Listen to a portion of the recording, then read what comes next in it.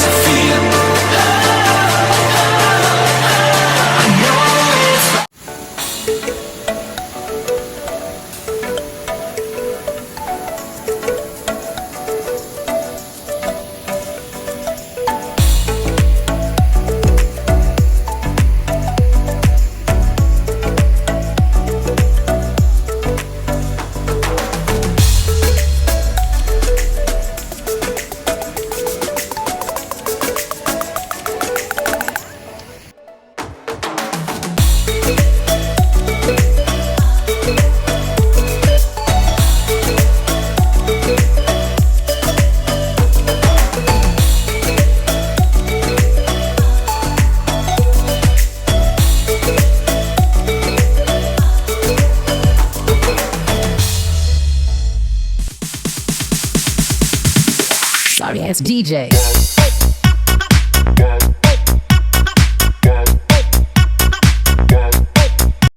So mga beshi, nag-aantay kami ng lift. Nandito kami sa waiting area. Pagpupunta namin sa class. So, sobrang init. Sobrang init today. As in, grabe. Pinagpapawisan namin yung mga kele-kele. So, yun. So, itutour namin kayo doon sa taas in just 1 minute. So, mga beshi, nandito na po ang mga beshi ninyo. Nandito na kami sa OCBC Skywalk.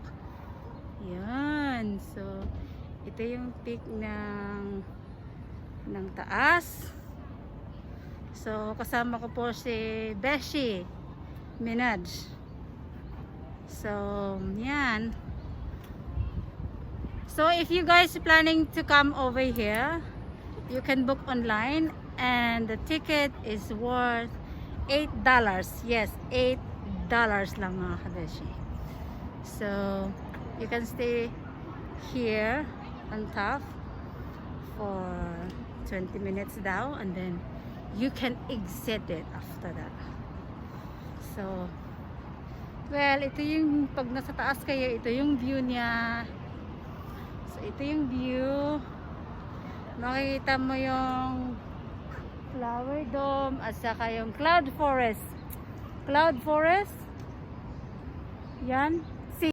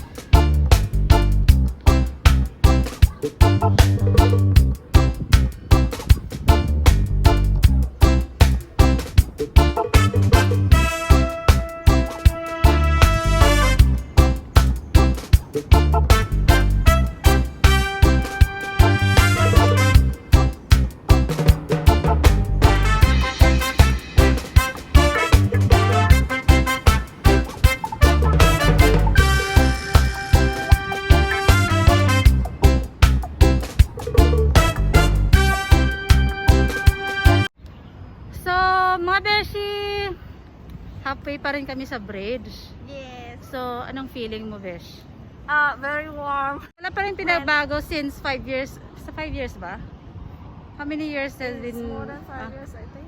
So, it's been like 6 years ago since the last time na nandito tayo. So, it's way long time ago. So, yan, doon. Isa sa mga ano dito, mga tourist attraction dito sa Gardens by the Bay. So, isa ito sa mga pwede nyong gawin habang nandito kayo sa Gardens by the Bay. So, yun. Natitira naming steps para ma-reach namin yung dulo, which is after that it's exit time. So may isang Pilipina dito na nagpakuha ng picture kay Beshi. So hindi ideal yung mga ganitong oras ng 12:30 ng pagpunta dito kasi super init mga Beshi. Luckily, I have waters with me. So, yun. So, antayin ko lang si Besh na nandoon. May nakisuyo sa kanya na magpa-picture. So, ibigay na natin sa kanya. Yan. So, yun. Hi there mga Beshi! So, end na ng aming journey dito sa OCBC Parang end Skywalk. of the line. So, from the top of the bridge, is ganito yung view. Yan. Is the Marina Basin. Yan. Yeah. Yan na dyan. Which is, maganda siya. It's been a good experience again after 6 years na nandito kami since the last time we visited this bridge. So, maganda siya. So guys, thanks again for watching. And if hindi pa kayo nakasubscribe sa aking YouTube channel, you can always do.